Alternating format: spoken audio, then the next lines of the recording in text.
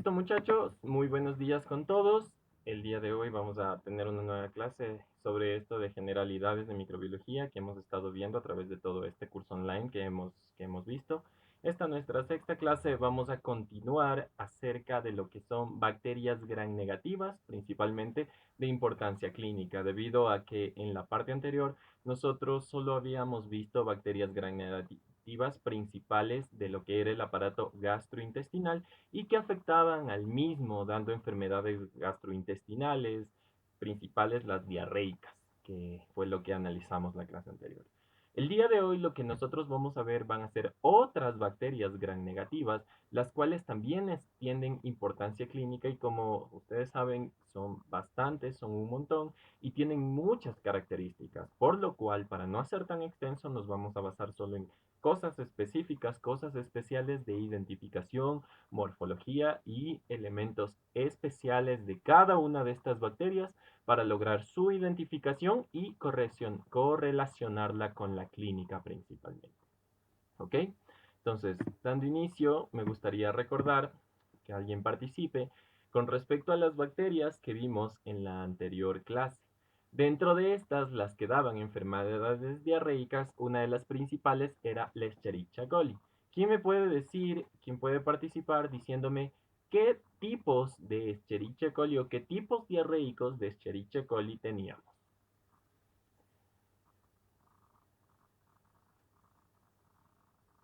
A ver. Bueno, teníamos la Escherichia coli enteropatógena con sus siglas EPEC, la enterotoxígena con sus siglas ETEC, Muy bien. la productora de la toxina Shiga y la enteroinvasiva y la enteroagregativa. Muy bien, muchas gracias Alison por tu participación, de verdad gracias. Estas, como lo acabas de decir, son los 5 tipos de Escherichia coli diarreicas que nosotros teníamos y que cada una tenía su específico elemento o su específico forma de desarrollar la enfermedad. Una de estas, la enteroagregativa, donde daba principalmente lo que eran las diarreas crónicas, la enterotoxigénica, que daba las diarreas del viajero, la enteroinvasiva con lo que era la disentería y el daño al epitelio de lo que eran los enterocitos, y la de la toxina Shiga que se parecía a la shigelosis y estaba dentro de las enterohemorrágicas. ¿Ya? Excelente. Ahora, lo que nosotros vamos a ver principalmente son dos enfermedades. Como vieron en la evaluación que se les tomó en Quizzes, vamos a ver principalmente las bacterias gram negativas bacilares que causan enfermedades respiratorias y que afectan el aparato genitourinario, que vendrían a ser más o menos lo que eran las enfermedades de transmisión sexual. Cuando lleguemos a esta parte, vamos a hablar un poquito de una bacteria que ya hemos hablado, que ya les mencioné en la anterior clase, y no la vamos a repetir específicamente, sino que vamos solo a mencionar ciertos elementos, que es la Escherichia coli. Entonces, comenzando con lo que son enfermedades respiratorias de las bacilos gram negativos, vamos a comenzar con la familia o el grupo de las pseudomonas. Existe un montón de elementos o de principales bacterias dentro de esta gran género de las pseudomonas, pero una de ellas, de las principales que causa enfermedad y de las que más se van a topar a nivel respiratorio dentro de lo que es el ámbito hospitalario, es la Pseudomonas aeruginosa. Es una bacteria típica, un bacilo gram negativo que es móvil y que es aerobia principalmente. Como vamos a ver dentro de este grupo de bacterias, la mayoría de ellas son enfermedades que causan problemas en el tracto respiratorio, por ende, la mayoría de ellas son aerobias facultativas o aerobias estrictas. Eso significa que su cultivo va a ser diferente a como vimos en las enterobacterias, donde eran anaerobias facultativas o anaerobias estrictas, porque necesitaban un medio más con CO2 y más anaerobio para vivir. En cambio, estas de acá van a necesitar mucho más aire que lo que eran las anaerobias, ¿ok? Eso principalmente dentro de lo que es la morfología. Es importante saber que esta de aquí es una bacteria que se la puede encontrar como un bacilo normal como ustedes ya lo saben, con una tinción gran, puede encontrarse en pares como diplobacilos o en cadenas como estreptobacilos, dependiendo de su agrupación. Ya lo vamos a ver después. Y el cultivo tiene una característica especial, que las colonias son lisas y redondas y tienen un olor ligeramente dulce. Ciertas bibliografías dicen que el olor del cultivo de las pseudomonas huele como a la fermentación del vino. Entonces, más o menos esa es una característica especial del cultivo de las pseudomonas. Para cultivarlas es importante saber que la temperatura en la que crecen es la temperatura corporal, por así decirlo normal, que es 37 grados. Son bacterias oxidasa positivos, ya sabemos qué es eso. Y lo más importante, van a producir pigmentos. La pseudomona tiene la capacidad de producir pigmentos dependiendo de la especie o del tipo de pseudomona que sea, y produce cuatro pigmentos principalmente. Un pigmento azul llamado piocianina, el color cian de azul, un color rojo llamado piorubina, del color rubí, de lo que es los rubíes rojo, un color verde llamado pioverdina, más o menos, ustedes ya lo ven, verde, y una coloración negra llamada piomelanina. Melanina en honor a los melanocitos, que ustedes ya saben que da el color a nuestro piel. Entonces vamos a recordar eso principalmente, que la pseudomona dentro de lo que son los cultivos va a dar estos cuatro colores.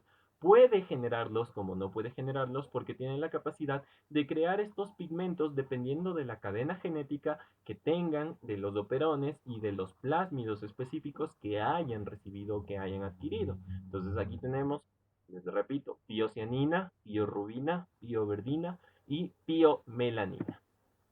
Dentro de lo que es la estructura antigénica como tal de la pseudomona, hemos visto de todas las bacterias, tiene los típicos factores endotóxicos que ya hemos analizado antes, que son las fimbrias y los LPS. Los lipopolisacáridos son las endotoxinas principales con su porción O del antígeno O de la superficie de la membrana de cada bacteria gram negativa, y las fimbrias son especialmente formadas para unirse o para adherirse a lo que es el epitelio de la zona pulmonar y así generar su enfermedad como tal. Estas también van a tener toxinas y enzimas, entre las cuales tenemos a la proteasa, elastasa y hemolicinas, las cuales les sirven principalmente para su diseminación y la destrucción de las células en el lugar donde infectan. Esto les va a permitir invadir más de epitelio, invadir más tejido a nivel de pulmón y crear lesiones o focos mucho más grandes. También tiene exotoxinas y exoenzimas, las cuales le ayudan en lo que es la generación de su patología, como es la exotoxina A y las exoenzimas ST, U y Y. Ahora, dentro de lo que es la patogenia de la pseudomona, es importante entender ciertos elementos y una cosa principal. La pseudomona principalmente va a afectar a dos tipos de personas, o mejor dicho, a personas que cumplan estas dos características. Primero, que sea una persona inmunocomprometida. Eso significa que va a ser una persona que tenga debilidad en el sistema inmunológico, porque la pseudomona tiene la capacidad de ingresar y adherirse mucho más rápido y fácilmente con todas las enzimas y los elementos que tiene en personas las cuales tienen bajas defensas, para que puedan, para que no resista hacia la patología o hacia la patogenia de la misma. Entonces, hay que recordar que situaciones de inmunocompromiso, ¿cuáles son estas? Personas ancianas, personas que sean diabéticas, personas que tengan enfermedades de transmisión sexual como VIH, como otros que afecten al sistema inmunológico, personas que estén pasando por terapias de corticoides, personas que tengan cáncer o que estén pasando por quimioterapias, cosas como esas, van a ser susceptibles a infecciones por pseudomona y muchas veces pseudomona resistentes a ciertos mecanismos. Entonces, también hay que entender que esta bacteria le gusta afectar intrahospitalariamente a muchos pacientes. Entonces, las personas las cuales son ingresadas por pseudomonas suelen ser pacientes con riesgo de contacto, porque esta bacteria puede encontrarse dentro de lo que son instrumentación de catéteres, sondas, tubos, como nosotros también habíamos visto una bacteria que era gram positiva, que le gustaba también estar en los catéteres, tubos y creaba un biofilme mestes. ¿Cuál era esa bacteria? A ver, alguien recuerde.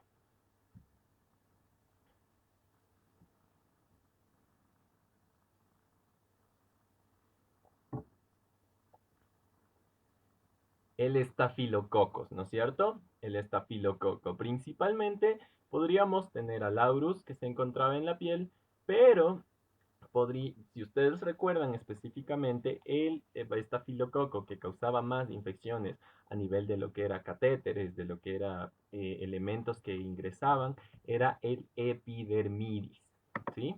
Y el saprophyticus en lo que eran las vías urinarias, ¿ya? Entonces, recordar eso.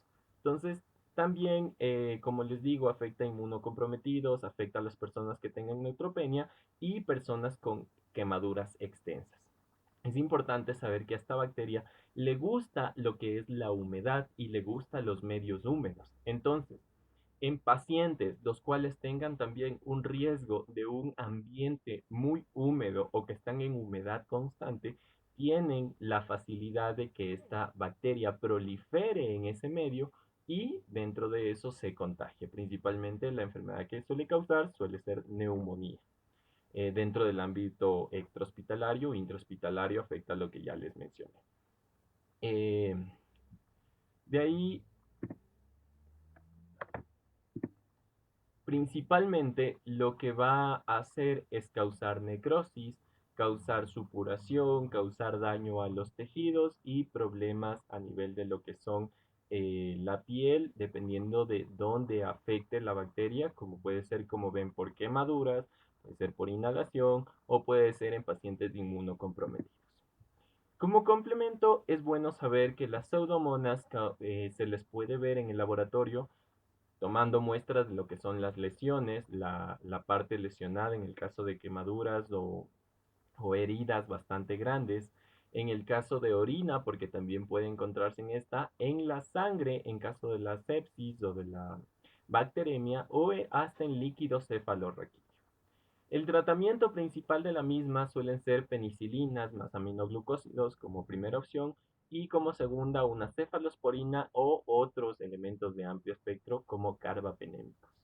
Y como ya se lo he mencionado, dentro de la epidemiología de la misma, es una de las principales bacterias intrahospitalarias, principalmente dentro de lo que hemos visto, tiene su riesgo de contacto, riesgo por contacto en el momento de trabajar con pacientes inmunocomprometidos y en medios húmedos.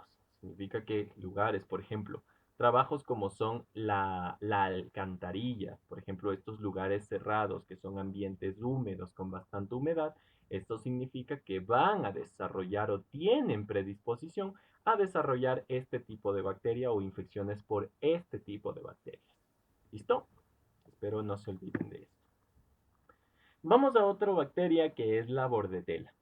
Esta bordetela ya viene a ser un poco más compleja que los bacilos normales porque tiene una forma cocobacilar. Si nosotros recordamos, estas eran las bacterias intermedias que no eran ni cocos ni bacilos, eran la mitad de los dos. Entonces significa que son bacilares, pero no completamente, tienen una forma casi cocoide. Y principalmente se suelen agrupar en, en, en pares. Entonces son cocobacilos gram negativos, poseen una cápsula que es importante. Recuerden que las bacterias, las cuales son encapsuladas, las cápsulas son importantes para la patogenia de las mismas y son importantes para el desarrollo de la enfermedad. Así como nosotros teníamos a la Klebsiella, que también era encapsulada, al Streptococcus pneumoniae, que también era encapsulado y ayudaban a desarrollar la enfermedad y la patogenia de la misma. Entonces, esta cápsula va a ayudarle a la bacteria en su patogenia. Y por ende, por ser una bacteria gram negativa, recordemos que el antígeno de las cápsulas era el antígeno K. ¿Listo? Aparte del antígeno O. Afecta principalmente el pulmón con una enfermedad que ya vamos a ver, que es, por lo tanto, es aerobio estricto. Significa que necesita un ambiente de oxígeno bastante alto, bastante concentrado, por eso se ubica principalmente en lo que es la vía respiratoria baja y lo que es la zona del pulmón. Se tiñen principalmente con inmunofluorescencia, aunque también puede ser con Gram, y el principal elemento, la principal bacteria que vamos a ver causante de esta enfermedad es la Bordetella pertussis, causante de la tos ferina. En el cultivo es bueno saber que dentro de las pruebas de cada prueba de las gram negativas son catalasa positivas y oxidasa positivas porque van a tener estas enzimas las cuales le van a ayudar en su diseminación. Y dentro de lo que es negativo no van a degradar ni el citrato, ni el nitrato, ni la urea. El medio donde se cultiva la bordetela es un medio especial llamado medio de Regan Low, que es un medio de cultivo negro, principalmente con elementos específicos para su crecimiento y por su calidad de aerobio estricto necesita este tipo de elementos. Los factores de virulencia. Es interesante saber todo esto de los factores de virulencia porque hay estudios súper chéveres acerca de cómo la bordetela va a causar su enfermedad y cómo estos factores de virulencia actúan dentro de diferentes etapas, siendo una etapa de transmisión, una etapa de la enfermedad y una etapa de no transmisión. Pero se ha visto que dentro de todas estas etapas es controlada por un operón que se encuentra dentro de la cadena de la bordetela llamado los operones BVG. Dentro de estos están el BVG-AS, que se los divide en BVG-A y BVG-S. Estos de aquí son los principales operones que van a desarrollar, como sabemos, la bordetela tiene fimbrias específicas y dentro de ellas tiene un elemento especial llamado hemaglutinina filamentosa. Esta hemaglutinina filamentosa es desarrollado por estos BVGA y BVGS y va a ayudar a lo que es la adherencia de lo que es la bordetela como tal al tejido o al epitelio de la tráquea en la zona inferior. Esto de aquí, una vez que se agrega y una vez que se adhiere a esta zona, va a comenzar a desarrollar la enfermedad o la patogenia por medio de la creación de toxinas. Entre ellas están la citotoxina traqueal, están la toxina del adenilato ciclasa y la toxina dermonecrótica. Principalmente la citotoxina traqueal y la toxina dermonecrótica van a causar daños a nivel de lo que es la zona traqueal y van a causar la sintomatología crónica que vamos a ver después en la etapa paroxística de la enfermedad. Mientras que la toxina del adenilato ciclasa es la principal que va a comenzar el desarrollo de la enfermedad y va a influir principalmente en lo que es el ciclo de todo la que es la cascada bioquímica de la MP cíclica.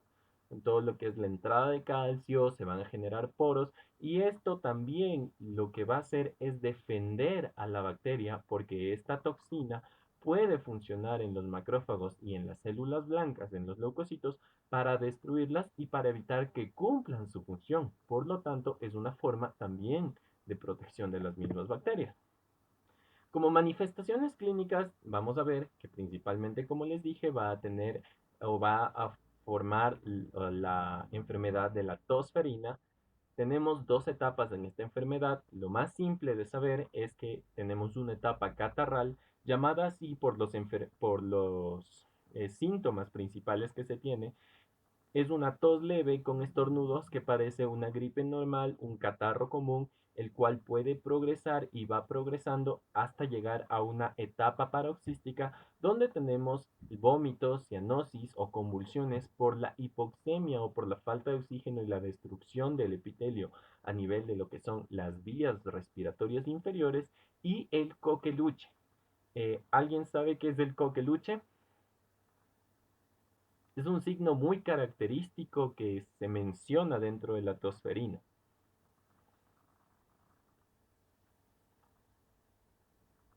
¿No? ¿Nadie? Ya. No sé quién de aquí tenga mascotas, principalmente perritos. Si es que alguna vez, desgraciadamente, su perrito se ha enfermado y le ha dado tos, no sé quién ha escuchado cómo es la tos de un perrito.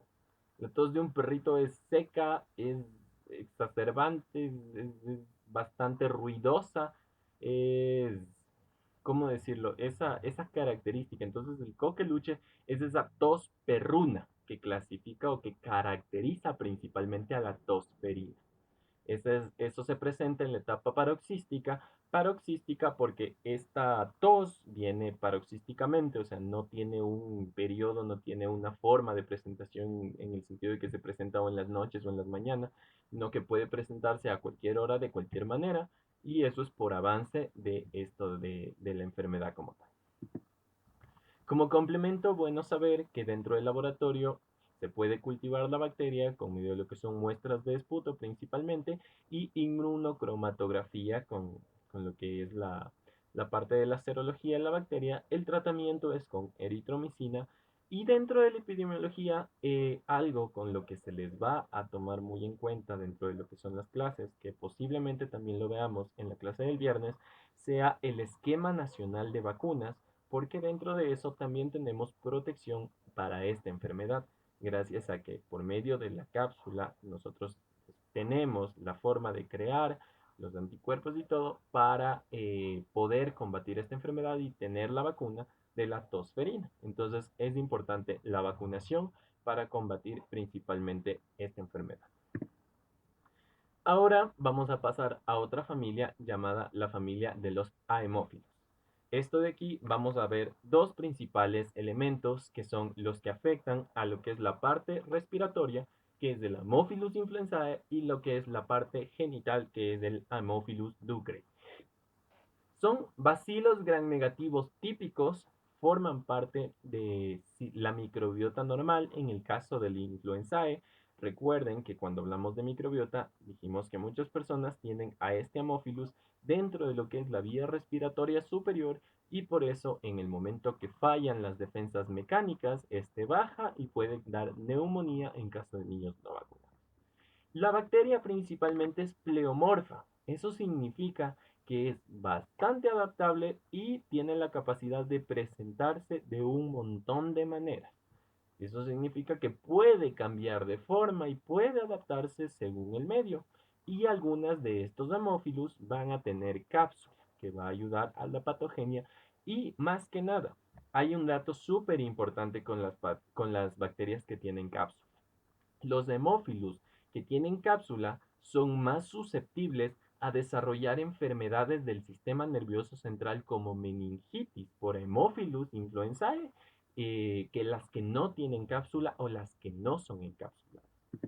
Como ya les he dicho, el Haemophilus es una bacteria que es cocobacilar, casi como la bordetela, es pleomórfica, eso significa que a veces se presenta como cocobacilar, a veces como bacilar, puede estar en pares, puede estar en cadenas, puede ser un diplobacilo, un streptobacilo, puede ser un cocobacilo, puede ser un cocodiplobacilo y puede tomar la forma que quiera, así como quiere.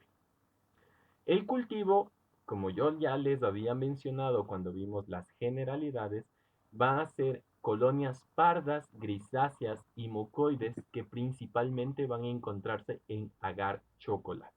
Recuerden que el agar chocolate no es nada más que un agar el cual es modificado, o mejor dicho, cocinado, que es del sangre de cordero cocinado, y puesto otros elementos dentro de ellas el isobitale X que es el factor 10 y el factor 5 principalmente encontrados dentro de lo que es la sangre, para darle nutrición las, a las bacterias principalmente.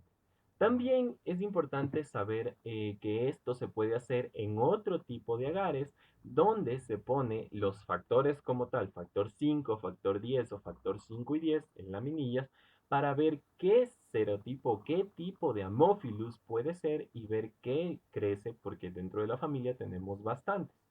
O lo otro que también podemos hacer es algo llamado el fenómeno satélite. Esto del fenómeno satélite es una curiosidad que se descubrió cuando pusieron dentro de un agar sangre normal Staphylococcus aureus y vieron que podían crecer Haemophilus dentro de esa misma colonia, pero siguiendo a los estafilococos. Por eso se llama fenómeno satélite. ¿Qué es lo que pasa? El estafilococo comienza a generar el factor 5 principalmente, degradando de lo que es la parte de todas las enzimas que él tiene, degrada lo que es la parte de la sangre y libera el factor 5 para que pueda ser utilizado por el hemófilus y pueda crecer. Por eso el hemófilus sigue como satélite la órbita que le traza el estafilococcus. ¿Y por qué les digo que es importante? Porque como vemos tenemos Haemophilus influenzae, Parainfluenzae, Ducreyi, Haemolycus, Aeroplitus, Aegypti y todo este tipo, los cuales requieren factor 10 o factor 5. Entre ellos, algunos causan hemólisis, la mayoría no. ¿Ok?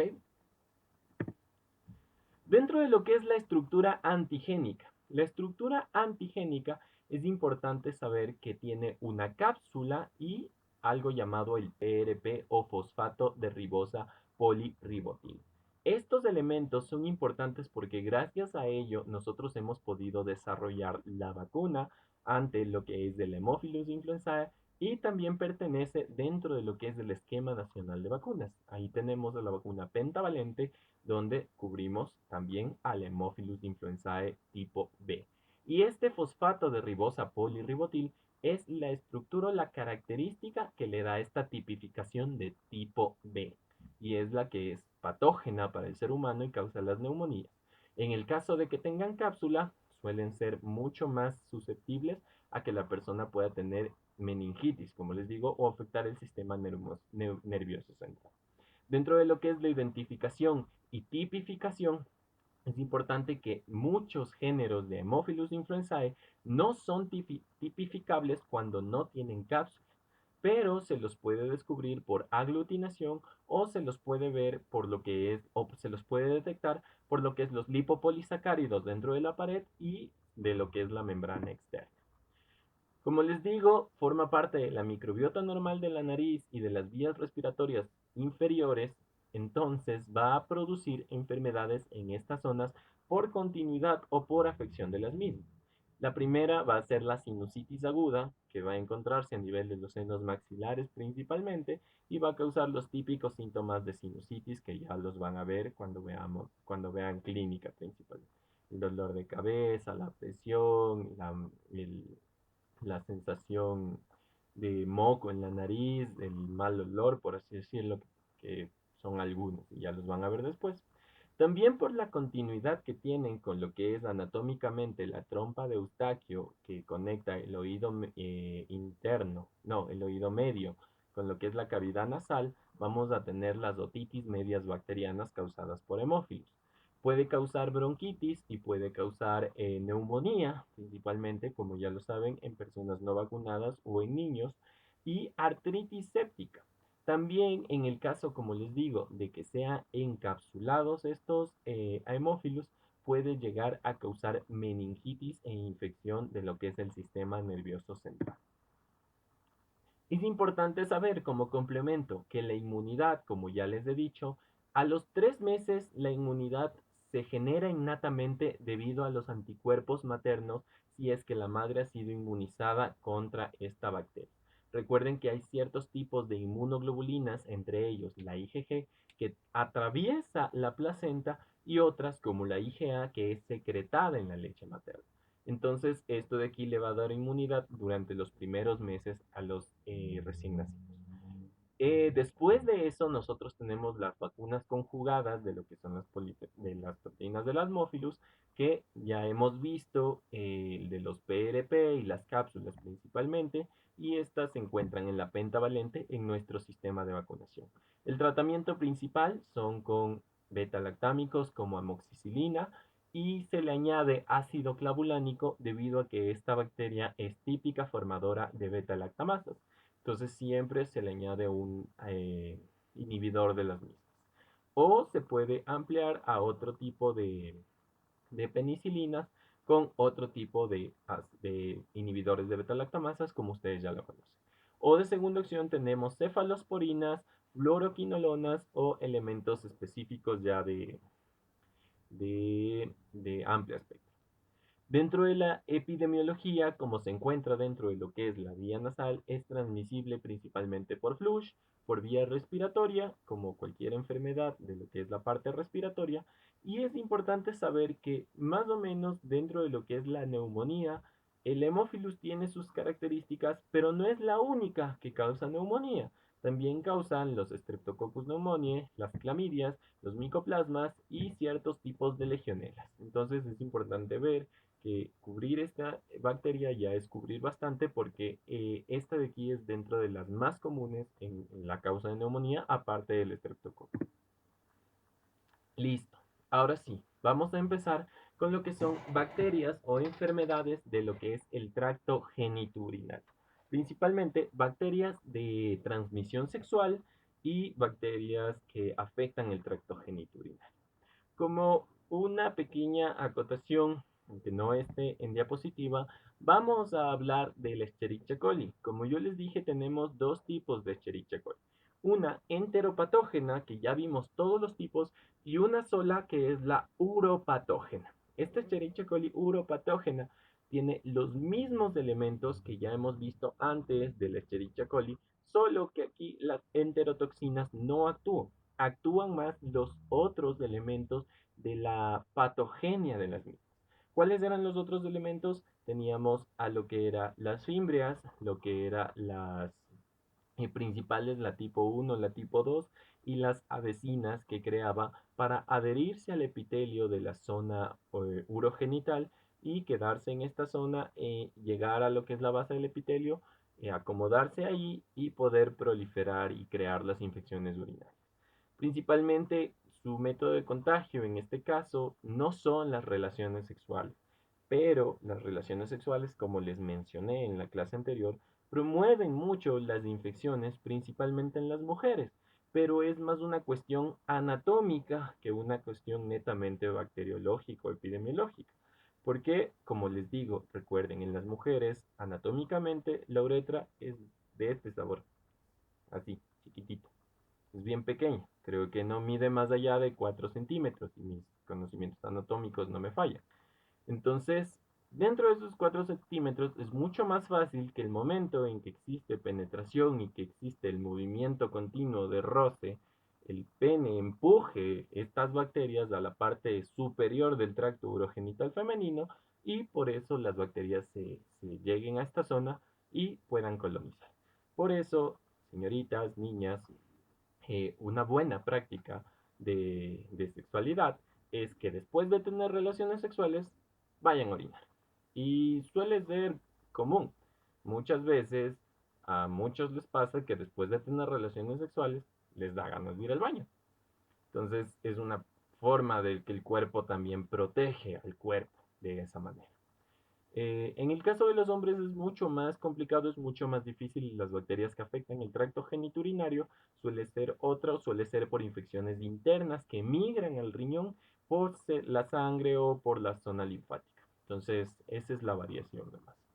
Eh, de ahí tenemos que estas bacterias pueden colonizar y llegar a formar también colonias, las cuales pueden crecer y pueden formar bacteriurias asintomáticas. Significa que eliminan bacterias por la orina, pero no son sintomáticas, no dan los típicos elementos que tenemos en la infección de vías urinarias, que son el ardor, el dolor, el tenesmo y la urgencia miccional principalmente en lo que es la parte urinaria, que les da tanto a mujeres como a hombres. Entonces no tenemos estos síntomas y eso solo es importante ver y tener, por así decirlo, ojo en mujeres embarazadas. De ahí en las personas normales que tengan bacteriuria sintomática se puede como no se puede tratar porque al final no desarrolla la enfermedad y no causa molestias principalmente. ¿Listo?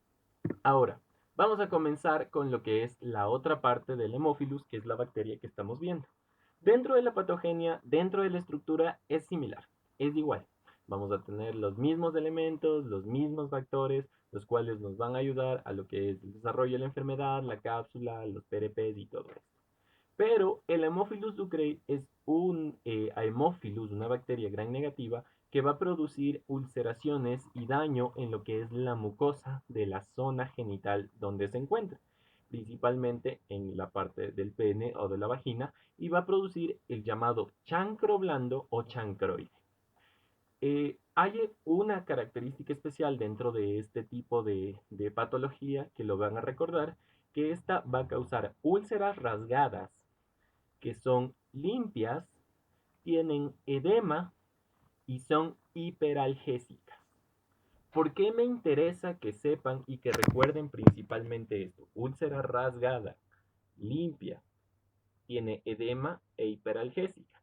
Porque esto se hace comparación y se compara con el llamado chancro duro, donde el causante es el treponema pallidum, que es el sífilis, que aquí vamos a tener todos los antónimos de lo que es la parte del chancroide.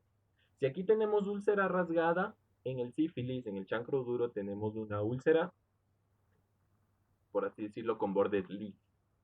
Si acá tenemos una úlcera limpia, acá tenemos una úlcera sucia. Si acá tenemos edema, acá no tenemos edema. Y si acá tenemos hiperalgesia, acá no tenemos hiperalgesia. También es importante saber que dentro del el Haemophilus ducreyi puede generar linfadenopatías a nivel de lo que es la zona inguinal y de lo que es la zona que afecta principalmente tanto en mujeres como hombres. Recuerden esto de aquí. Vamos a pasar a otra bacteria que es el grupo de las neiserias. Las neiserias o la familia de las neiserias van a ser bacterias gram negativas, pero estas no van a ser bacilares, van a ser cocas, van a ser cocos gram negativos.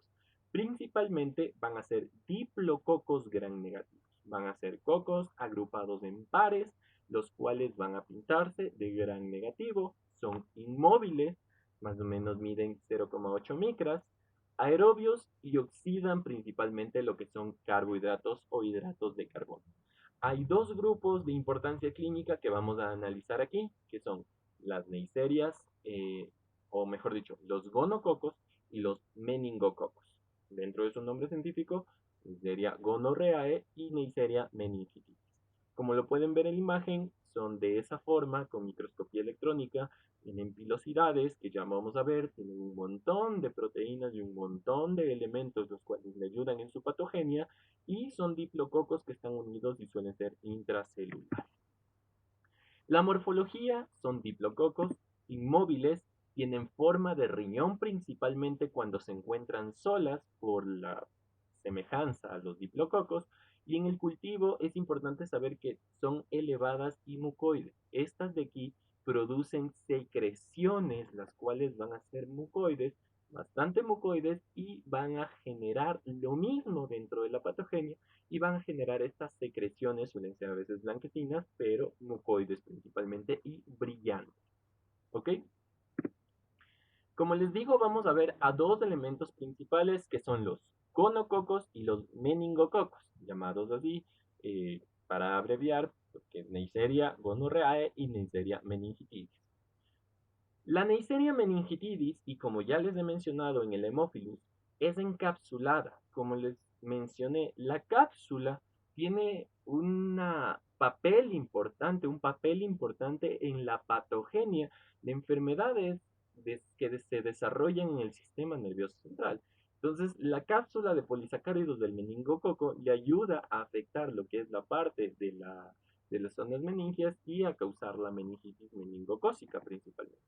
De ahí, los gonococos no son encapsulados, a diferencia de los mismos. También es importante saber que los meningococos son menos resistentes a los gonococos, que son mucho más resistentes, porque estos de aquí tienen plásmidos. Muchos dicen adquiridos de ciertos tipos de Haemophilus y otros de ciertos tipos de Escherichia que les ayudan a resistir otro tipo de medicamentos, como ya vamos a ver, que son las penicilinas y las tetraciclinas principalmente. Los meningococos se detectan en vías superiores respiratorias, en lo que es la zona nasofaringea, mientras que los gonococos solo son en infecciones genitales. Y ambas están vinculados a leucocitos polimorfonucleares o en el interior de los mismos. Como les digo, viven dentro de estas zonas, viven dentro de los fagos de los polimorfonucleares, y ahí es donde se los va a desarrollar o ahí es donde se los va a identificar. Por eso hay una gran cantidad de polimorfonucleares en infecciones causadas por gonococos principalmente o infecciones gonocócicas causadas por Neisseria.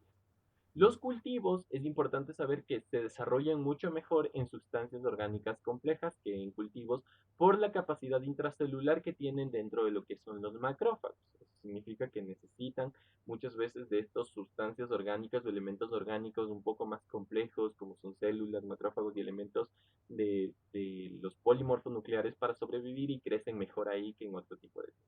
En el caso de que no, también crecen en los agares principalmente, son oxidasa positivos y pueden ser pigmentadas y no hemolíticas principalmente. Dentro de la estructura antigénica, como ya les he dicho, genera un montón de proteínas, pero estas de aquí cumplen dos funciones principales, que son la adhesión y la invasión.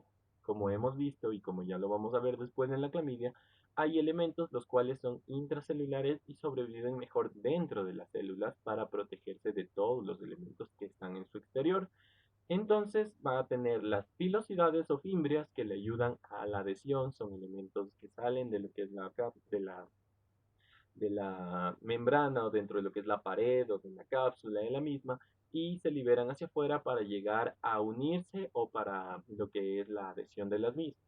Tienen dos proteínas principales llamadas las proteínas POR y las proteínas OPA. Estas dos proteínas se identifican dentro de las neiserias y las POR sirven para formar poros e ingresar a la célula, por eso son llamadas POR, y las OPA ayudan en lo que es la adhesión junto a las fimbrias. Son como cepillos que se encuentran al final de las fimbrias y ayudan a adherirse de una manera más fija a las células que afectan. También existe otra proteína que es la RMP o proteína 3 que se asocia a las POR y ayuda a formar lo que es los poros y lo que es la invasión celular y los lipooligosaccáridos que es una similar a los lipopolisacáridos que tienen principalmente los efectos endotóxicos por el antígeno O que se encuentra en las mismas. Existen otras proteínas como la LIP, que es la H8, la FBP, que es la proteína fijadora de hierro, y aquí viene un importante que le sirve en la defensa de las neiserias principalmente. Como afecta zonas mucosas, principalmente como ya les he dicho, nasofaringe, que llega a la parte de la meninge por medio del contacto o por medio de la cercanía, y lo que es la mucosa genital causa la gonococosis, va a generar un elemento llamado la proteasa de IgA. Esta proteasa de IgA es un factor principal para la defensa, porque recuerden que la IgA es una inmunoglobulina, que es una proteína que se encuentra dentro de las secreciones o dentro de las secreciones epiteliales. Por eso es llamada IgA1 secretora, ¿ya? Entonces, donde encontremos mucosas que secreten principalmente elementos, ya sabemos cuáles son, estas de aquí van a ser destruidas o desnaturalizadas gracias a la proteína de IgA1. Como les digo, los gonococos también tienen plásmidos, como es el caso del TEM1 y del TET-M, que les da resistencia hacia las penicilinas y hacia las tetracyclinas. Muchos dicen que estos plásmidos son adquiridos de otras bacterias como los Haemophilus, que recuerden que producen beta-lactamasas y por eso se les da con ácido clavulánico, y los TET-M que son resistentes a las tetraciclinas de otro tipo de bacterias. Ahora, las manifestaciones clínicas. Es importante saber que las manifestaciones clínicas son variadas y pueden afectar varias zonas del organismo, pero siempre van a producir algo. Supuración aguda con una desencadenada invasión de tejidos por células polimorfonucleares que se acompaña de una inflamación crónica y puede llegar a fibrosis. Por eso es que en el caso de las mujeres, cuando existen infecciones gonocócicas que no se tratan y suben por lo que es la parte del útero y llegan a las trompas, pueden generar salpingitis gonocócicas donde fibrosan las trompas de falopio y el óvulo ya es incapaz de pasar por ahí y se da la infertilidad por estas infecciones gonocócicas. Pueden afectar el aparato genitourinario, pueden afectar los ojos, pueden afectar el recto y pueden infectar la faringe. Es importante recordar que siempre el contagio de esta va a ser por contacto de la zona donde se encuentre el gonococo. Eso significa que, por ejemplo, cómo afectan o cómo llega al ojo, principalmente en madres, las cuales son portadoras o que tienen estos gonococos que no se hacen ver, tienen la gonorrea, es llamada la enfermedad, tienen gonorrea y dan a luz en parto vaginal, parto natural, y nunca avisan, tienen esta infección, llegan a los ojos de los niños, de estas mucosas, y afectan y pueden dañar los ojos y dejarlos ciegos a los pobres bebés. Para esto existe profilaxis, que ya vamos a ver después. Por recto y para aparato genitourinario, ustedes ya lo saben, ya lo suponen, relaciones sexuales sean vaginales, sean anales, sean como sean, faringe, relaciones sexuales orales, también pueden hacer que el gonococo llegue a estas zonas y causar faringitis gonocócica, uretritis o cervicitis gonocócica o proctitis gonocócica, que es la parte del recto. Entonces, cualquiera de estas infecciones. Es importante saber que también las secreciones donde se encuentren los gonococos pueden infectar otros tipos de mucosas, como también son los ojos, como son la boca, en el caso de este tipo de cosas. Esto me refiero a que, por ejemplo, otra infección del ojo es que en las relaciones sexuales, secreciones que salgan de lo que es el aparato geniturinario caigan en lo que es la parte de la nariz, la boca, los ojos, así. Entonces, eso puede transmitir la enfermedad. De la enfermedad principal que vamos a hablar, que es la gonorrea, vamos a hablar que causa en varones la uretritis y en mujeres la cervicitis o lo que es la parte de la infección del conducto endocervical o también puede causar dentro de lo que es la uretra o la vagina. Como les digo, son bacterias que van a generar una secreción amarillenta, cremosa, mucropurulenta, que va a salir de la cavidad, va a ser blanquecina y que si produce o si mejor dicho progresa la enfermedad y no se trata, puede generar fibrosis. En el caso de los hombres, puede fibrosar la uretra y causar estenosis uretral, lo cual es algo muy, muy complicado porque créanme que yo que ya he pasado por urología, el proceso de dilatación de la uretra es extremadamente doloroso y feo. Entonces no es algo muy, muy chévere de pasar. Y en el caso de las mujeres puede crear esterilidad por la salpingitis, las cuales fibrosan las trompas de falopio y van a evitar que el óvulo pase a lo que es el útero y que se produzca todo esto de la fecundación. Principalmente una característica de lo que es la identificación tanto en varones como en mujeres es la secreción que se produce aparte de todos los síntomas urinarios que tienen, que son la disuria, la dispareunia, que es el dolor el momento de las relaciones sexuales, que es el dolor el momento de orinar, todo esto aparte de eso. En los hombres hay una técnica que es llamada la técnica del ordeño. ¿Qué significa esto? Que primeras horas de la mañana coge el pene y literalmente se lo ordeña. Se hace como que se ordeña el pene y el momento en que se aplasta la uretra de atrás hacia adelante, va a salir esta secreción blanquecina, cremosa o amarillenta que nos suele dar el rastro de lo que es gonococosis o gonorrea principalmente. Lo bueno de esto de aquí es que el tratamiento es súper simple, se hace con penicilinas y cefalosporinas principalmente, debido a que el gonococo es susceptible a que cuando pierde su pared pierde la capacidad como tal de infectar y se vuelve más susceptible a ser ya fagocitado y destruido dentro del fagolisosoma de los macrófagos. Recuerden que estos se meten a los macrófagos porque allí sobreviven más, pero el momento de perder la pared pueden ser destruidos de mejor manera. En el caso de que no funcione, también se puede dar acitromicina, que es otro tipo de elemento que impide la multiplicación de los mismos y evita las infecciones. Dentro de lo que es la inmunidad, es importante saber que no confiere inmunidad protectora la infección por gonococo. Eso significa que si una persona tiene gonococo o gonorrea, no significa que quede inmune a padecerla después, sino que si es que, por ejemplo, esta persona se trata la gonorrea, pero tiene su misma pareja sexual y la pareja es una portadora asintomática, puede esta persona seguir desarrollando gonorrea.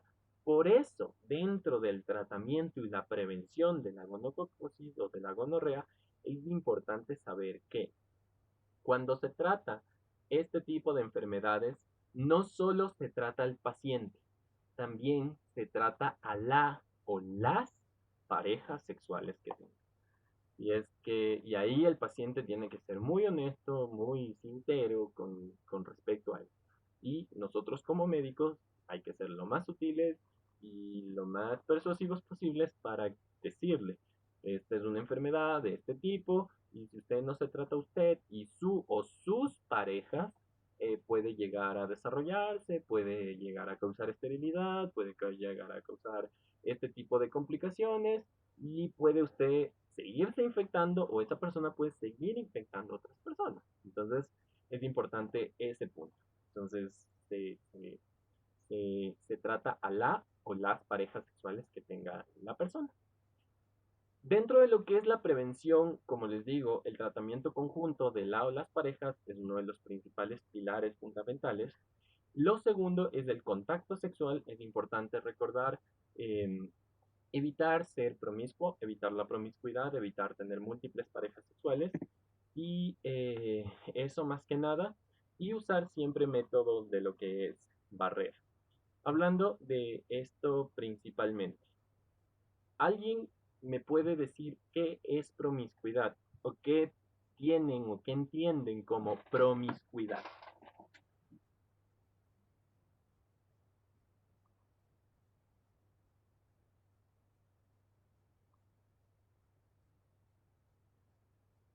¿Nadie?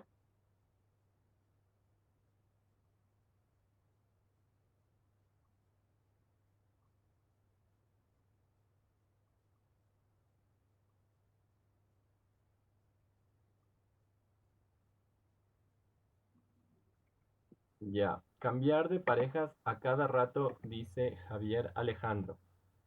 Gracias por tu participación. ¿Alguien más? O sea, ¿a qué te refieres con a cada rato, Javier?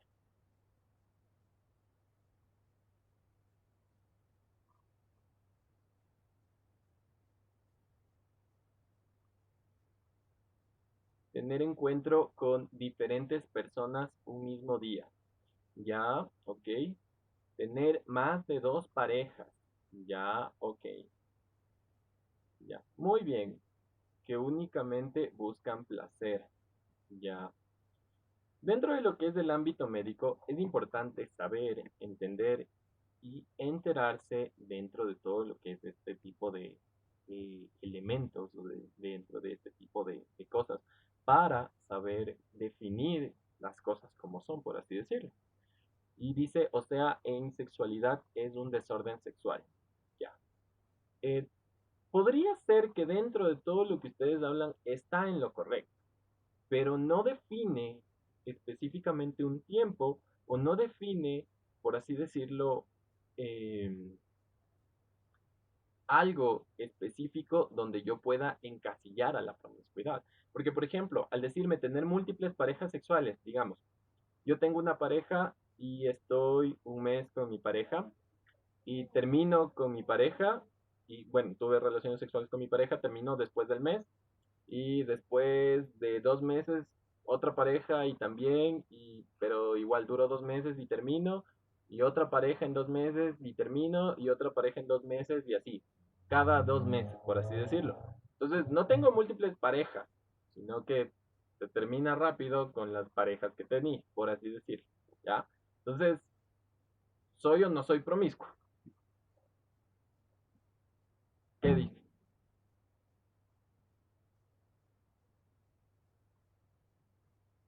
Digan, que no les dé pena decirle promiscuo a su profesor. Ese ejemplo parece facultad de medicina. No. Bueno, pues les comento, amigos míos, que según la OMS sí soy promiscuo. La promiscuidad sexual se define, según la OMS, como haber tenido 3 o más parejas sexuales en el lapso de un año. O 6 meses creo que fue la última actualización que hicieron. Entonces, si ustedes han tenido 3 o más parejas sexuales en este lapso de tiempo, entran en la categoría de promiscuidad. Y si no me creen, vayan a buscar en la OMS para que después me digan, no es mentira, ¿saben? Pero eso es una práctica dentro de lo que es la medicina y dentro de lo que son los lineamientos de la OMS, donde te pone y te dice, ¿y por qué te define a la promiscuidad de esa manera? Porque la promiscuidad en sí le ponen como un riesgo o como un factor de riesgo para lo que es contagio y para lo que es contacto de lo que es enfermedades de transmisión sexual. Por eso, dentro de ese periodo, dentro de ese tiempo, dentro de ese número de parejas, es que encasillan a la promiscuidad. Entonces, ahora con esta información ya pueden evaluar sus vidas y evaluar si es que son o no promiscuos. Ya, por ejemplo, Kerly Mejía me dice, según la OMS, es menos de 6 meses. ¿Sí ven? Es un periodo súper cortito. Ustedes tienen 3 parejas sexuales en menos de 6 meses, son promiscuos. ¿Listo? Ya. Entonces, quedado claro ese punto, recuerden que la promiscuidad y este tipo de relaciones de riesgo, por así decirlo, son mucho más propensas a tener este tipo de infecciones que otro tipo de elementos. Recuerden que el condón es un método seguro, el cual protege dentro de lo que es el 99% de las infecciones de transmisión sexual, no el 100%, pero siempre es importante usarlo porque no solo previene embarazos, no tengan en la idea que solo va a prevenir un embarazo y solo es para que no se embarace la chica. También es importante para prevenir enfermedades de transmisión sexual y para prevenir este tipo de elementos. ¿Ok? Y finalmente, hablando de la prevención, la profilaxis es importante, principalmente en el meningococo. El meningococo tiene una profilaxis muy estricta, debido a que, como les he mencionado y les he dicho, el meningococo se encuentra en las vías respiratorias, en la nasofaringe y en la mucosa de esto, es bastante contagioso por vía aérea. Eso significa que todas las personas las cuales estén cerca de este tipo de pacientes son propensas a desarrollarlo por la capacidad infecciosa de la cápsula que tiene. Entonces, aquí viene una profilaxis súper interesante. En el caso de que la persona, en el caso de las infecciones de transmisión sexual, que la persona esté infectada con esto, él y la pareja deben recibir el tratamiento y la profilaxis. En el caso de que una persona sea detectada con meningitis por meningococo, él y todo su entorno deben recibir la profilaxis. La profilaxis principalmente se hace con cefalosporinas, que si mal no me recuerdo era la dosis de ceftriaxona, o rifampicina, creo que no. Entonces, hay que tener mucho cuidado. Por eso, no sé si les ha pasado en los hospitales o si alguna vez han escuchado que pacientes con meningitis por meningococo y estuvieron en contacto con 10 médicos y a los 10 médicos hay que ponerles el antibiótico y a los 10 médicos tienen que pasar por la profilaxis y a todas las personas tienen que pasar. Entonces, tengan mucho cuidado en este tipo de pacientes cuando ya lleguen a hospitales. Las meningitis por meningococos son muy importantes por su transmisibilidad y por su peligro, entonces la profilaxis es importante. Vamos ahora a hablar del treponema pallidum. El treponema pallidum es la otra parte de la hemófilus, como ya les dije, que recuerden las características clínicas. Estos de aquí van a ser patógenos y pertenecen a los bacilos gram negativos espirales que ya hemos visto llamados espirinos. Principalmente se observan en un campo oscuro o en un monofluorescencia. Es muy difícil teñirlos con la tinción Gram, a pesar de que la bibliografía los pone como bacilos gram negativos, es muy complicado, así que se los observa principalmente de esta manera. Dentro de su morfología son bacilos largos, finos, helicoidales y espirales que se enrollan y tienen la característica como de un churito, como de un fideo largo enrollado. No se cultivan. Por favor, recuerden esto. Los treponemas no se cultivan. No tienen medio de cultivo. Les pongo en grande para que se acuerden. No se cultivan. No se ha podido cultivar hasta ahorita los treponemas debido a que necesitan de varios elementos, tanto que se encuentran en el ser humano como dentro de los elementos especiales para su crecimiento, donde no se van a cultivar principalmente. ¿Ok? Entonces no se ha visto un medio donde se cultiva. Dentro de la estructura antigénica, principalmente van a tener anticuerpos antitreponémicos, los cuales van a ser desarrollados por una proteína llamada reagina. Esto de aquí va a activar a las cadenas de inmunoglobulinas, la G, la E, la M, y va a ser detectable en las pruebas no treponémicas que ya vamos a ver después en el diagnóstico de las mismas. Y dentro de las enzimas van a generar dos enzimas principales llamadas la cariolipina y la hialuronidasa que sirven para la invasión del mismo al epitelio o al tejido. Van a tener una membrana externa, una membrana interna y la parte central donde se encuentra el material genético de las mismas tienen estructuras que sirven para desarrollar la enfermedad, entre estas la reaginina, la cariolipina y la hialuronidasa. Como manifestaciones clínicas, vamos a entender y dividir a esta bacteria que va a causar dos enfermedades, la adquirida y la congénita. Es importante saber que esta bacteria puede pasar lo que es la parte de la barrera placentaria materna y puede causar enfermedades congénitas en los recién nacidos o en los fetos de madres los cuales tienen estas bacterias o estos treponemas. Ahora, hablando por partes, primero vamos a iniciar la adquirida. La adquirida va a tener tres fases y estas tres fases se van a desarrollar según el tiempo de infección de las mismas. Van a tener tres etapas que van a ser agudas, medias y crónicas dependiendo de cuánto uno mantenga la infección o de cuánto uno esté con la infección sin dar un tratamiento adecuado. La primera fase va a ser la fase de lesión primaria. En esta fase de lesión primaria vamos a ver y recordar las características del chancro duro.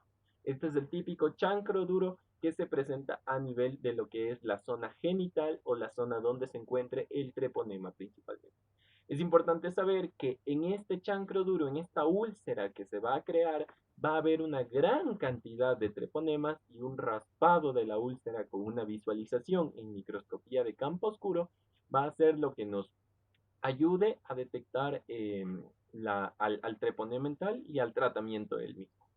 Esto se suele causar de 3 a 90 días después de la exposición primaria del treponema. ¿Por qué dura tanto o por qué pasa este tipo de infecciones no son tratadas a tiempo? Porque esta úlcera se crea, se forma, por así decirlo, se mantiene y después suele desaparecer o suele volverse asintomática en este tipo de casos. Entonces, ¿qué es lo que pasa? Como les dije, es una úlcera de bordes lisos que principalmente no tiene edema y no tiene hiperalgesia. Significa que es una úlcera que no le sale líquido, que no supura, que no le sale secreción, que no es maloliente, una úlcera que no se inflama, que no se crece, que no hace que se haga más grande, una úlcera que no duele, que no pica, que no molesta, que no arde. Entonces, muchas personas que tienen este tipo de úlceras muchas veces las dejan pasar y las tienen durante largos periodos de tiempo y no se preocupan de este tipo de úlceras. Por eso, como no da síntomas exacerbantes de que duele, pica, arde, supura, huele mal o es algún elemento de esta manera, las dejan pasar, las dejan pasar, las dejan pasar y al final las úlceras se revierten y los treponemas van y infectan otro tipo de elementos y llegan a lo que es la etapa 2. se diseminan a través de lo que es la sangre y afectan principalmente la piel, causando un salpullido principal. Esto se da de 4 a 10 semanas después de la infección inicial. Significa que pasado la etapa 1, esto va a diseminarse por todo el cuerpo y este salpullido va a infectar, o mejor dicho, va a ser la manifestación clínica de la segunda etapa o de la bacteremia que se encuentra a nivel de lo que es el organismo. ¿Por qué? Porque el tratamiento no se dio a tiempo en la primera y la segunda etapa. Es importante saber y recordar que en la primera y la segunda etapa la persona es infecciosa. Eso significa que en la primera y la segunda etapa el treponema pallidum puede ser transmitido a otras personas. Cuando nosotros no dejamos, o sea, pasamos y dejamos que este salpullido pase y que la segunda etapa también revierta normalmente, llegamos a una tercera etapa irreversible, que es la de afección de órganos diana. Esta de aquí va a afectar entre 3 a 15 años después de la infección inicial y puede causar daño a lo que es del hígado, daño a lo que es del esófago, daño a lo que es del corazón, daño a lo que es los huesos y el sistema nervioso central, causando lo que es la neurosífilis, las cardiomegalias o la cirrosis o los daños hepáticos por sífilis principalmente. Entonces, es importante saber que en esta tercera etapa muchas veces suele ser irreversible, ya no hay tratamiento para ayudarles a estas personas, porque el daño al órgano diana ya no puede ser revertido, a menos que sea un trasplante o a menos que sea alguna manera en la cual puedan mejorar la calidad de vida, pero la infección va a estar ahí. La diferencia de la etapa 1 y de la etapa 2 es que las personas de la tercera etapa no son contagiosas. Estas de aquí ya tienen la sífilis dentro de los órganos diana, dentro de lo que es la parte del órgano como tal, y no son contagiosas a las otras personas por las relaciones sexuales. Entonces, eso. Recuerden, 3 etapas o 3 fases de la sífilis, cuando es la úlcera primaria, la lesión, por así decirlo, la etapa del sarpullido en el cuerpo, la etapa del sarpullido, y la etapa de afección a órgano diana. Recuerden que esto depende del tiempo en el cual se deje evolucionar la enfermedad. Dentro de lo que es la sífilis congénita, como les digo, depende de si se da o no el tratamiento a la madre durante lo que es la, el trimestre, la formación del feto, del organismo, y puede afectar la formación de los dientes, puede afectar la formación de los huesos o puede afectar la formación de los ojos, causando cataratas, causando los dientes de Hutchinson, si mal no recuerdo, y daños a lo que son los huesos o malformaciones óseas en los bebés o en los fetos. Dentro de lo que es el complemento, las pruebas principales para la sífilis, como ya les he mencionado, tiene elementos los cuales produce la bacteria, que son los anticuerpos antitreponémicos, gracias a la reagina que se encuentra principalmente dentro de lo que es la estructura antigénica y que actúa con la IgM y la IgG. Y así se crearon 2 pruebas llamadas las treponémicas y las no treponémicas. ¿Qué significa esto? Las no treponémicas son mucho más baratas, son mucho más fáciles de hacer, son mucho más rápidas y detectan anticuerpos, pero asimismo son mucho menos sensibles en cierta manera y pueden tener muchas veces falsos positivos o falsos negativos. ¿Ok? Y las treponémicas detectan estructuras especiales dentro de lo que es la parte de la sífilis y pueden ser por hemoaglutinación, por enzimo inmunoanálisis o por TRPA, que es la detección específica de proteínas dentro de lo que es la parte antigénica de la bacteria. Eso significa que va a buscar a la bacteria como tal y por eso son llamadas treponémicas y no treponémicas. Lo bueno es que el tratamiento para la sífilis es muy fácil, es muy simple y es la penicilina. Depende de la etapa donde se encuentre, recuerden que primera o segunda etapa, en la primera etapa una dosis de 2.400.000 de penicilina suele ser suficiente para el tratamiento de la sífilis y en la segunda etapa viene a ser lo que es 3 veces la dosis de la primera etapa. Significa 2.400.000 por 3 dosis. Entonces, recuerden que este tipo de enfermedades también se previenen con lo que es el uso de preservativo, el uso de métodos de barrera para prevenir infecciones de transmisión sexual. Y lo grave es llegar a una tercera etapa o en una madre gestante que dé sífilis congénita que afecte al bebé principalmente y dañe permanentemente la vida del bebé. Finalmente vamos a hablar de lo que es la clamidia. La clamidia es una bacteria la cual es, es lo que es intracelular porque no sintetiza ATP y son bacterias gram negativas. A ver, antes de continuar, vamos a responder una pregunta. Hay otros tipos de tratamientos que también se han tratado, otros macrólidos y tratamientos de segunda línea, acitromicina, y esperando que no ocurra una reacción cruzada, a veces cefalosporinas, en el caso de que las personas sean alérgicas a la penicilina. Pero la penicilina es uno de los principales, por así decirlo, formas más rápidas de deshacernos del treponema. Pero si no, también hay fármacos de segunda o tercera línea, los cuales pueden ser utilizados también para la sífilis. Recuerden que el de elección siempre va a ser como que el que más he utilizado y el más susceptible, pero también hay otros que pueden utilizarse, como acitromicinas, eritromicinas o otro tipo de macro. Ahora sí, continuando, vamos a ver que la clamidia es una bacteria gram negativa, principalmente, la cual va a tener la característica de que es intracelular. ¿Por qué es intracelular? Porque esta bacteria no sintetiza ATP. Eso significa que va a necesitar que el ATP sea sintetizado por otro tipo de bacteria. Así que, como veíamos en el gonococo, existen las bacterias intracelulares que se escondían en los fagosomas de los macrófagos. Este, en cambio, se esconde en el citosol de la célula, porque en el citosol tiene la capacidad de hacerse pasar por un elemento el cual puede recibir dentro de lo que es su cadena como tal el ATP para generar la fisión binaria y la multiplicación bacteriana. Existen especies patógenas, entre ellas la Clamidia trachomantis, la Pneumoniae y la Psittacia, la cual se relacionan principalmente con lo que es la trachomantis, enfermedades como el tracoma, el hipogranuloma venéreo o enfermedades de transmisión sexual, la uretritis no gonocócica, porque no es causada por el gonococo, la Clamidia pneumoniae con neumonía en neonatos y en recién nacidos, y la Psittacia, que es una bacteria que se encuentra a nivel de lo que son las aves principalmente y también da una neumonía similar a la neumonía E, pero el factor principal es que se relaciona con personas las cuales tengan aves, sean criaderos de aves o aves de mascota.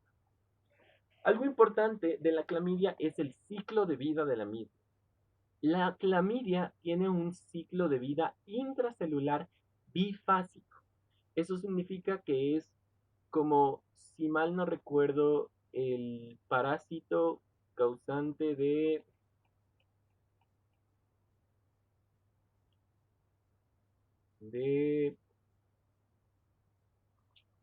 ¿cómo se llamaba el causante de la malaria? El parásito causante de la malaria, ¿ya? Eso significa que va a tener una forma infectante, una forma de multiplicación y otra vez una forma infectante que vuelve a salir. Exacto, el plasmodio, no me acordaba el nombre, el plasmodio. ¿No es cierto? Entonces vamos a tener dos elementos de la clamidia que son los cuerpos elementales y los cuerpos reticulares.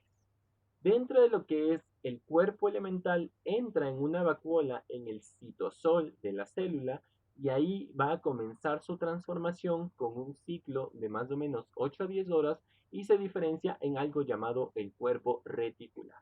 Este cuerpo reticular tiene una estructura de ADN un poco más grande por el cual se va a dividir y va a comenzar a formar más cuerpos reticulares y se va a replicar.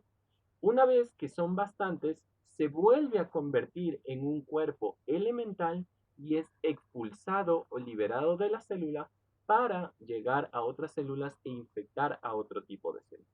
Entonces, la clamidia, así como otras células gram negativas, también hay células gram positivas, entre ellos algunos especies de micoplasmas, las cuales también necesitan dentro de lo que es la parte intracelular por ciertos elementos que, como saben, necesitan protección o necesitan evitar la fagocitosis, pero vamos a ver principalmente estos de los gram negativos, que son, como ya hemos visto, las neiserias, y en este caso las clamidias y los que vamos a ver el día viernes, que son las micobacterias.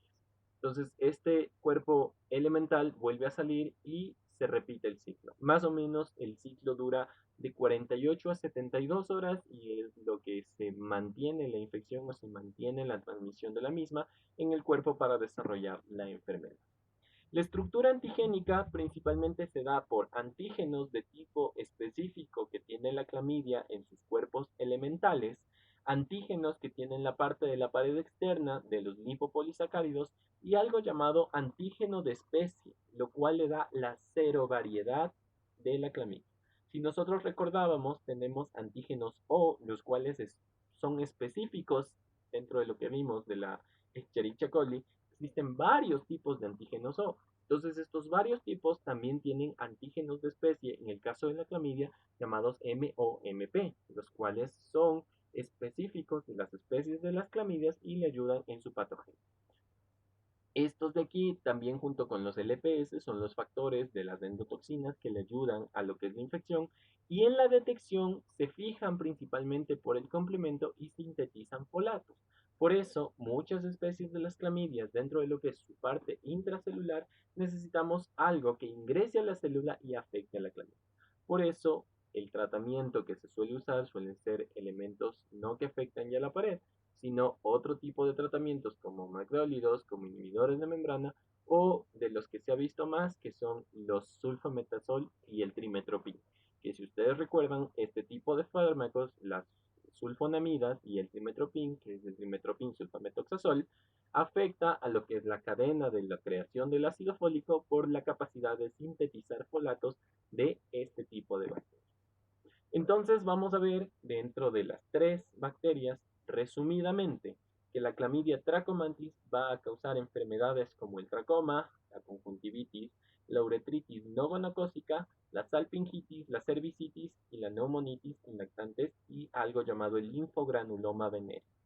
Esto de aquí es por medio de transmisión sexual, se transmite por medio de contacto con fluidos y va a causar todos estos tipos de enfermedades que van a ser supurativas, van a crear una secreción blanquecina y se puede detectar de las mismas maneras que ya hemos hablado, sea por laboratorio o sea por detección de los antígenos. Es importante saber que en el cultivo de las clamidias son difíciles de cultivar debido a que necesitan la creación de ATP de una célula. Entonces, para cultivar a las clamidias, primero necesitamos un cultivo celular y sobre ese cultivo celular sembrar a las clamidias. Entonces es mucho más difícil el proceso y no crecen principalmente en los agares que hemos hablado. La clamidia trachomantis es inhibida por las sulfonamidas, que ya hemos hablado, que impide lo que es la cadena de los folatos por la creación o la síntesis de ácido, perdón, de ácido fólico que tienen estas bacterias principalmente y se ven con inclusiones intracitoplasmáticas compactas que contienen glucógeno en el caso de la microscopía. La clamidia pneumoniae tiene inclusiones intracitoplasmáticas que carecen de esta cadena de glucógeno, son resistentes a las sulfonamidas y generan infecciones respiratorias.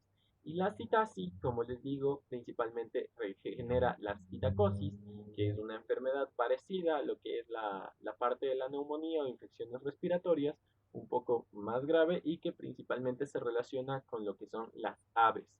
O sea, aves sea de campo, de corral o de mascotas, tienden a contagiar esta enfermedad. También son resistentes a las sulfonamidas y en estos dos tipos se utiliza otro tipo de fármacos como la citromicina y estas tienen igual o se las ve en la microscopía como inclusiones intracitoplasmáticas que carecen de glucógeno. De ahí, eso sería todo. Muchas gracias por su atención. Muchas gracias por todo. ¿Tienen alguna pregunta, alguna duda?